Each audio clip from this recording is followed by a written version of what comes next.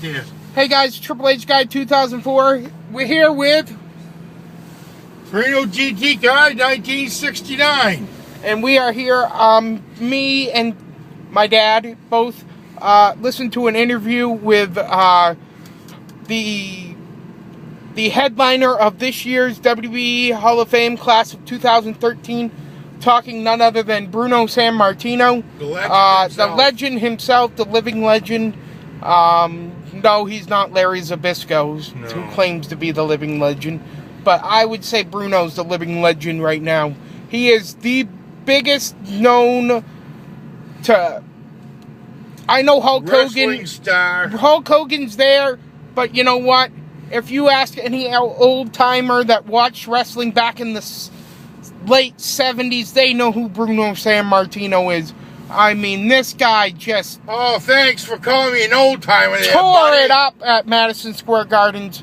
I think he said in the interview over 200 times he performed there. Yeah.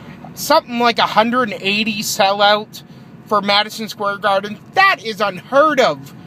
And he also mentioned in the interview that the interviewer asked him if he thought somebody in today's age would ever break his WWE title long reign of, what was it? Almost 12 years. No, he had like a... Like 2-6 He had an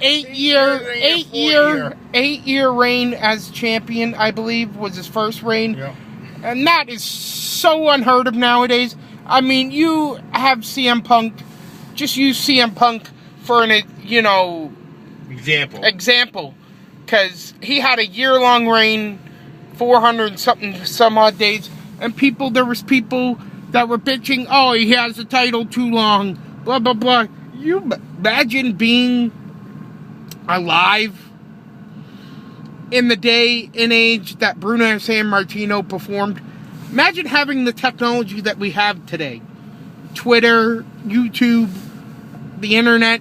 Anybody can go on the internet and throw out a remark about anything they want. It's just unheard of. That is not ever going to happen again. And then he had another one that went 3 years. And there's a lot of guys that had a long title reigns. Ric Flair had some title reigns.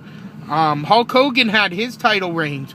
You're just not going to see those years of title reigns in this day and age in wrestling.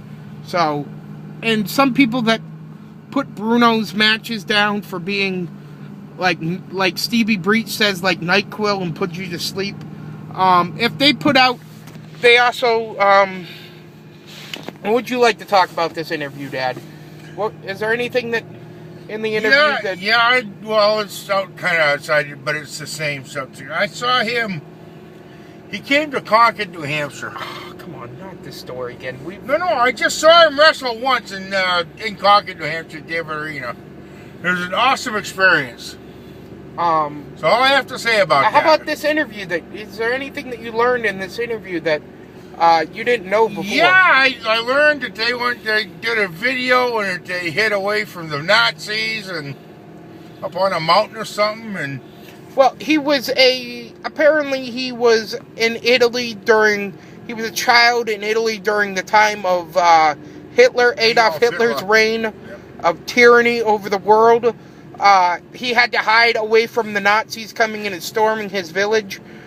He hid up in the mountains, and apparently they have filmed a documentary of Bruno Sammartino and his life, and I think it's of his life in wrestling, and I think it's also his life in general, and they went back to his homeland, and they filmed some stuff, and now with this, with WWE on board, and Bruno's on board with WWE, they might be getting some kind of distribution deal for that video. Mm-hmm. So that's going to go out, and I'm assuming that they're going to do some kind of WWE biography to put out for Bruno, and that's probably going to be awesome. I'll pick that up just because I'm an old school wrestling fan, and I love old school wrestling.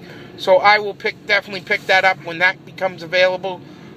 There was another interesting... He didn't call Triple H, he called him Paul.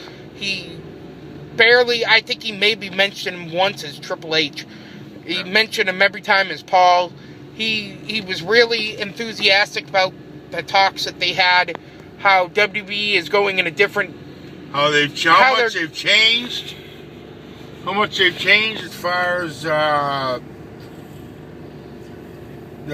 doctor that they have in there now. He's a well-respected doctor. He said this doctor did 3 surgeries on him, and once he heard that doctor's name affiliated with the WWE and the wellness, as far as the wellness program, as well as heading the wellness program up, I think that's one of the things that changed his mind about going into the Hall of Fame. And also the current product is not as the Attitude Era. But you know what? I love the Attitude Era, and I think he was just he is from a generation that is so old school, it's not even funny.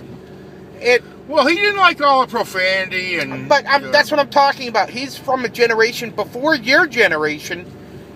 Before your generation, he, you know... Yeah, well, this was a generation when they went to the wrestling events. They dressed in suits. It was a very special occasion to go to the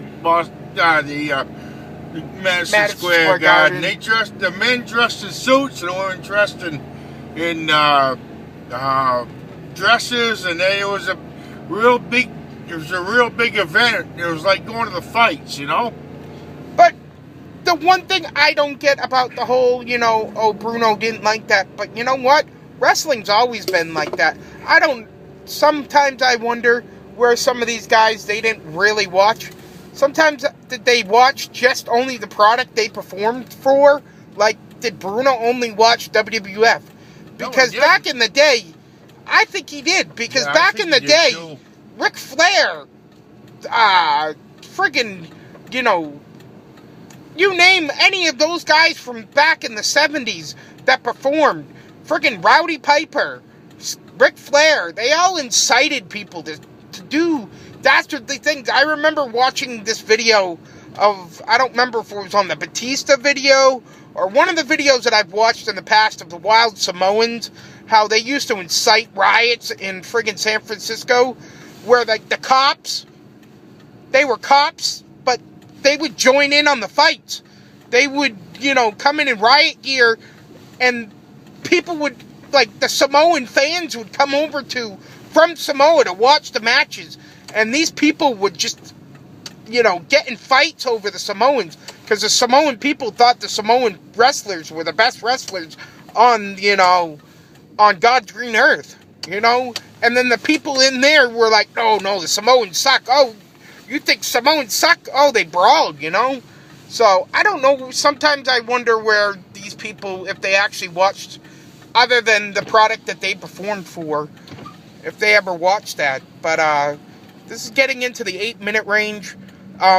Another tidbit was the interviewer asked him if the reason that he's doing the Hall of Fame is because of money. And Bruno pretty much came out and said it wasn't because of money. He said something on the lines of they only pay the performer like $5,000 to enter the Hall of Fame. I don't know if that's true. I don't know if that figure's accurate or not. If it is, seems kind of low. But they also get a really nice ring, which he complimented on. He's like, hey, they get a really nice ring. And I've seen, like, I think I saw Nature Boy Ric Flair's ring this past year online when, they showed a picture of it, of him and Shawn presenting it to him. I think I saw Shawn Michaels' ring on the thing. What? We gotta wrap it up. It's getting long. But, the ring that he was talking about has got to be at least a $10,000 ring, I would assume. That's just a number I'm throwing out there. No, I don't need to hurry it up. Okay. What other tidbits did I get from the interview? You can go listen to the interview for yourself. Go to WrestleZone.com. I'm sure it's on every other website. So, this is Triple H Guy 2004 for Torino GT Guy 1969, 2003. And we are a father and son duo doing videos together here on YouTube. I will see you guys later. Peace.